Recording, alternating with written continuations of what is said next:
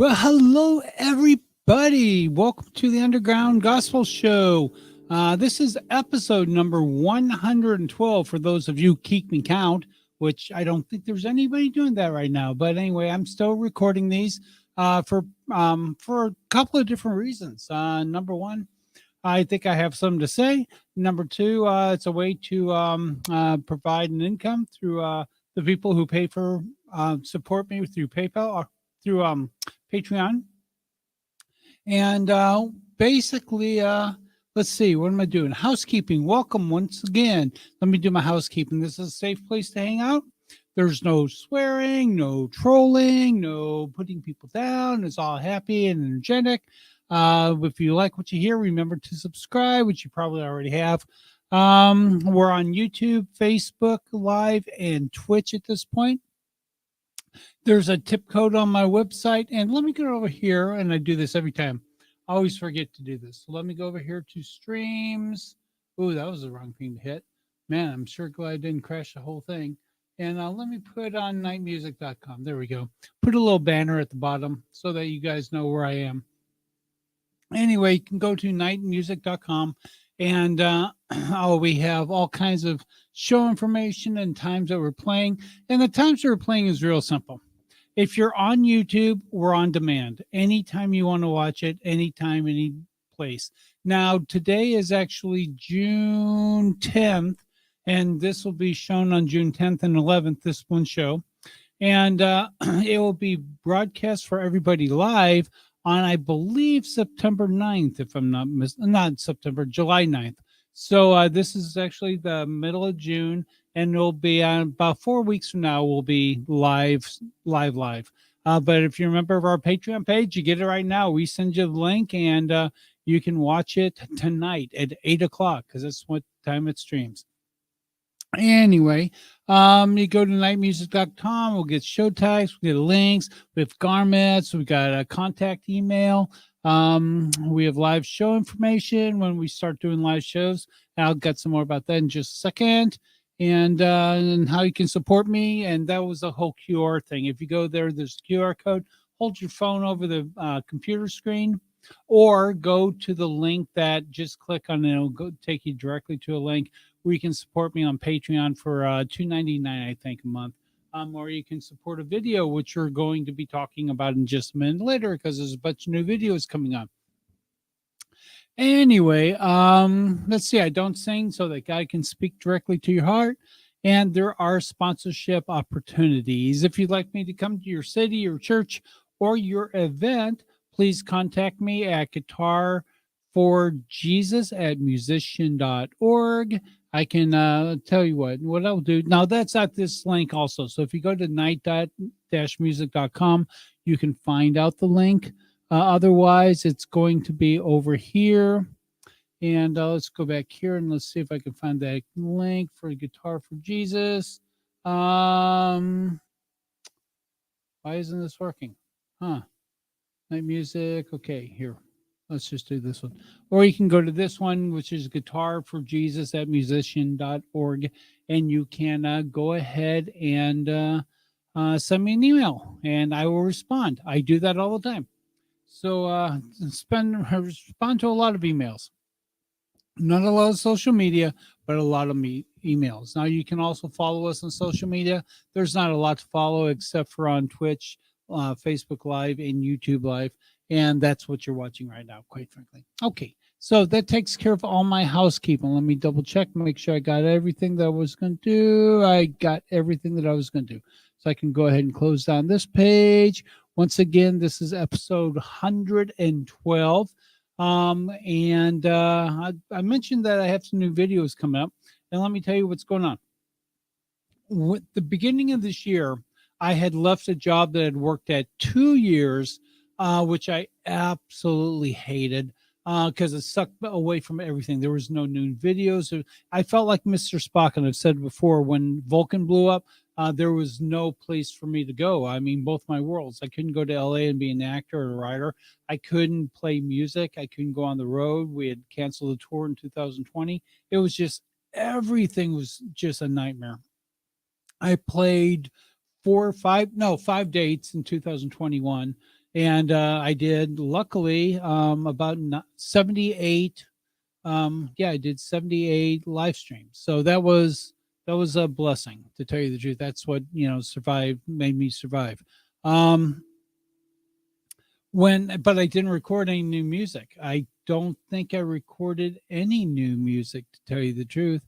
Oh, I might have done, like, yes, I did do like four new songs. I'm sorry, there was four new songs, because Chris Tomlin and Hillsong United were going out on tour, and so I did some of their music as a tribute. And honestly, that was so that when somebody searches their song, maybe I would come up, and maybe increase my fan base. I'll tell you right now, that's the reason why I did it. Yep. And so I do have new music that I'm going to be putting on in just a couple weeks, because I had a huge slate of screenplays to write. I mean, I had two pilots that I wanted to get finished and wrapped up.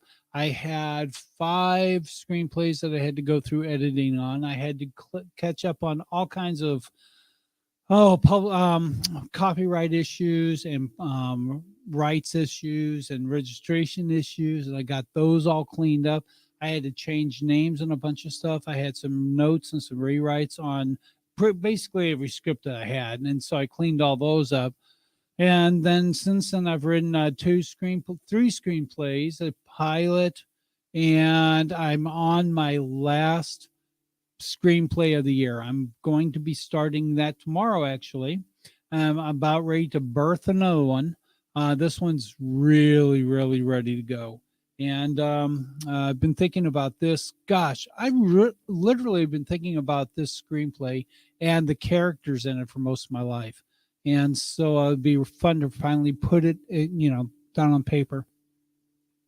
So I'll get that done. And when that's over with, I'm letting go of my office. I have an office here in Murfreesboro, that's on Medical Center. And so I'm going to let go of the office and go back to working at a couple WeWork centers, one of them being here at the Technology Engagement Center here in the recording studio.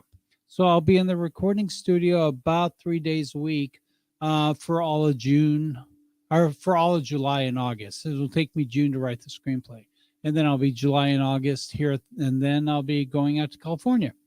After I'm in California, I think I mentioned, with all the writing that I did, that I have done a manuscript from one of my screenplays, and I submitted it to about 30 different organizations, and out of which I had four write off rejected, which is wonderful. I don't mind rejection at all. I'm in the entertainment business. You get used to it. And so I have had two people that have offered me. One has offered me to co-publish it, and then one said, for just a flat rate, we'll get you number one here. We'll get you number one on Amazon. You don't pay anything. That sounds like a good deal, but I don't know what it takes to get on number one, or how many number ones there are. Now, the thing is, I'm right. This is a Christmas story, so that means I have about a 6 week window, and then it's dead for a year. And then next year I got a 6 week window, but so it's going to be a relaunch every year for the rest of my life during a period of time when I'm usually shut down. So that works out for me, believe it or not. So I get to do a relaunch of this manuscript. But we're kind of looking at that right now, and that's going to take. I have to make a decision for this one by the 1st of September, because if it takes 60 days in publishing, that will take it through the end of October. And I figure another 30 days for, it takes twice as long and costs twice as much as you think it's going to. So I figure that gives me about the middle of November before I actually have a product to market. And then from Thanksgiving to Christmas, we market it, and then I'm done for the year. So that takes care of that manuscript. In the meantime, I have another screenplay that I'm going to write. And then I'm going to be, for all of July and August, be working in the recording studio and doing other things. I'm probably going to be having some people co-manage with the management that I already have. It's like I have a couple of attorneys. I'll have a couple of managers. I haven't, I'm looking for a commercial agent for when I get out to LA. In September, I'll probably move out to Los Angeles. So the idea that we have is that we'll be shooting these movies and pilots that I have on a Monday through Wednesday type deal, working in the film industry in Los Angeles. Thursday will be a travel day. Friday and Saturday will be music and book tour. My girlfriend has a book that she's publishing, so we'll be doing her book tour in the same cities I'm doing my music tours in. And then we'll do about 38 of those a year. There's 38 working Saturdays in a musician's year. And so we'll try to book every single one of those up, 35 to 38 weekends. And then, yeah, we'll be on the road all over the United States and then travel back to LA, and we'll be back Monday through Wednesday again doing TV shows. So that's kind of my schedule for the rest of my life.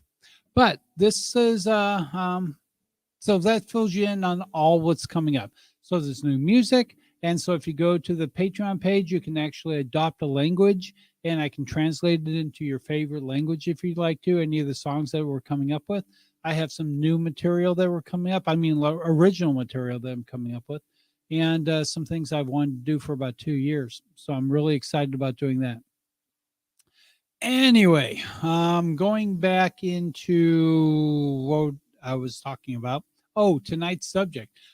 Tonight is actually brought to you by Proverbs 29:18.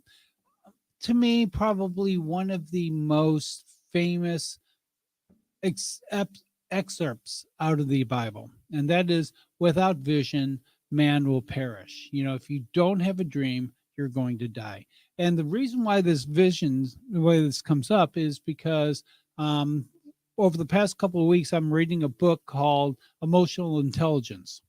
And in emotional intelligence, he mentions the fact that he was doing some studies on IQ and the intelligence quotient, and that when you measure IQ, you can get you into school. It can tell you how smart you are, can tell you what kind of grades you're possibly going to get, but it's zero as far as what your life's going to be. It can't predict if you're going to have a happy life or an unhappy life, if you can be a successful life or an unsuccessful life, if you're going to have money or if you're not going to have money, or what type of house. Or it can't predict any of that with your intelligence quotient. But they did find out there was two things that absolutely can predict where you're going to go in life, what you're going to do, how well you're going to do in school, how well you're going to do in sports, how well you're going to do in housing, how well you're going to do in family. Every aspect and every metric of your life, it can actually measure and improve on. And here's the cool thing about it. Both of these things can be taught. You can learn to do both these things. And what are these things? Well, it's hope and optimism. So if you're hopeful, they discovered that people that are more hopeful in life do better in life than people who are less hopeful. People that are optimistic do better than people that are pessimistic. And it's really funny. I have a saying on my phone, on one of the memes that I collect, and it says, "Dear optimist and realist and pessimist, as you were fighting over the water, I drank it, the opportunist." And so I think that's funny because that's kind of what I've always been, as an opportunist. I see a half glass bottle of water, I'm just going to drink it. Thinking of which, anyway, so where was I going? I'm sorry, it completely cracked myself up. So they did a lot of studies, and the research has come in that if you're hopeful for things in the future, if you're hopeful for your life will work out a lot better than if you're not hopeful. If you're pessimistic, if you think if there's always going to rain on you. Now, it was like I told somebody yesterday, this is going wrong, that's going wrong, this is going wrong. And I looked down and said, it's always negative. Or I said, it's always against you. Why be negative? And they looked at me, what? I said, well, life's, I mean, you're always going to have trials. You're always going to have tribulations. You're always going to have problems. Don't get negative about it. And they're just like, well, what am I supposed to do? I'm like, get hopeful. And here's the reason why. I just talked to you about a bunch of plans that I have coming up in the next few months and consequently in the next few years. These movies take years to make. TV shows take years to produce. Right now in Hollywood, they have a glut of shows going on with all the new streaming services. They have about 600, almost 600 shows in production right now. But some of these shows are only 10 weeks long. And then after, the writing situation of, let's say 12 weeks, and then another 5 or 6 overlapping weeks of shooting, what are you going to do for the next, 30 weeks out of the year? Because, you just sucked up 22 of them. And so the bottom line is they have to find other things to do. Well, that's why I have features and why I have pilots is I was planning to do all those, but to work only Monday through Wednesday because I have shows to do on Thursday and Friday. So anyway, but that is a plan and a hope for the future. Now, how can you become more optimistic? Well, the reason why is very simple. Hope and optimism are both things you can learn to do. And the way you learn to do it is by cultivating your mind, by just allowing in only hopeful thoughts, only positive thoughts. And when you get a negative thought, just try to find a hopeful conclusion to it. And then I can't tell you how many times I've had something come up. Well, how am I going to do this? Or I can't do that. And then I said, well, wait a minute. How can I do that? And I start thinking about the ways that you can do things. And then all of a sudden, you find out that you're once again hopeful. Another little tip that I learned. I, like everybody else, make lists. And I don't make lists of bills that I owe. I make lists of things that will get paid off with the next income amount that comes in. But it's not like I make a running list of bills that I owe. I have a running list, but it's my income streams. I focus on my income streams by focusing on what's coming in, on the hopeful. Then sometimes they don't come in what I think they're going to. I might be expecting, 22. Great example. I have a stock, which I bought for just a few $100s. I expected they had said they were going from public to private and that they had a $400 million buyout for outstanding shares, which would have left me somewhere between $8 and $140,000.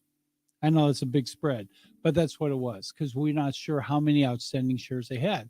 They're only going to pay those of us who have outstanding shares, and the shares that are sitting to be sold at their company, nobody gets paid for. So we're waiting to find out what it was. Well, we got the cusp information in today, or came in this week, and basically they said, yeah, you had $3,000 shares, and we're buying them back for 0 cents a share. 0 cents. So that's the hundreds of dollars I put into these stocks are now worth nothing, just absolutely penniless. But once again, they said, here comes the hope. They said originally in February that there was $400 million that they were paying for outstanding shares. I figured it was kind of like just checking to make sure that I don't dispute what they had on record of me having those shares, which is fine. So my phone call after here is to my brokerage account to find out if that's exactly what it is. Because I'm not going, I'm not waiting for that money to come in. It'll be great if it does. Don't get me wrong. There are certain things I would love to do. I've never been to Hawaii. And I got to tell you, that would be one thing I do with this money is I would take a week in Hawaii because I've never been there. And now I've been in all 50 states. And it's the last state I have to get to. I'll get there. I'm hopeful for that. So I just want to let you know that if you have kids and you want them to do really good at school, teach them hope, teach them optimism. Don't worry so much about the SAT. The SAT will, can get you programs and get you funding so you don't have to pay so much for them to go to school. But the treasures you give them, the boons that you give them by teaching them hope and by teaching them optimism will far and away, you know, go way better than whatever their intelligent quotient is. So make sure their emotional quotient, which is hope and optimism, are full, and you can do that just by feeding their minds full of good things. Keep them stay away from social media. Stay away. Last week's thing was on tragedy porn, what we call news and social media. Stay off of tragedy porn. I'm going to have to mute real second for a second here. Hold on, we got technical.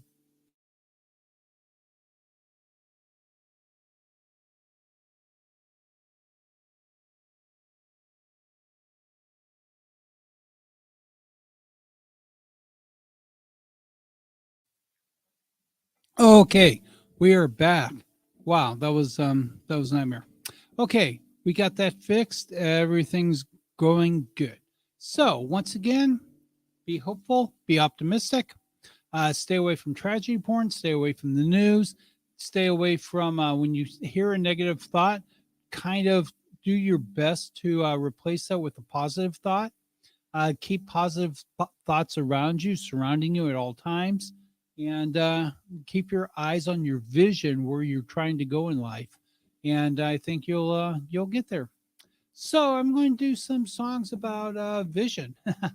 This first one I haven't done in a long time. It's called "Open the Eyes of My Heart," and so we hope that God does open your eyes and that you realize He's got just the best things in the world in store for you.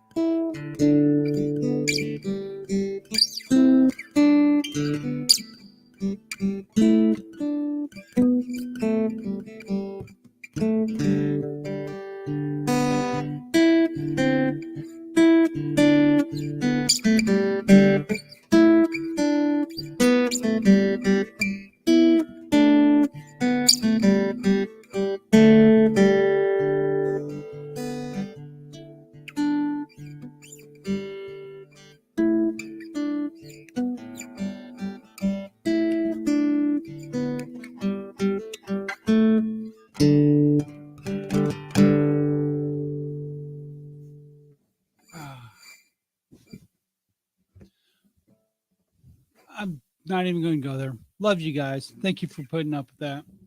Moving on, moving on, moving on.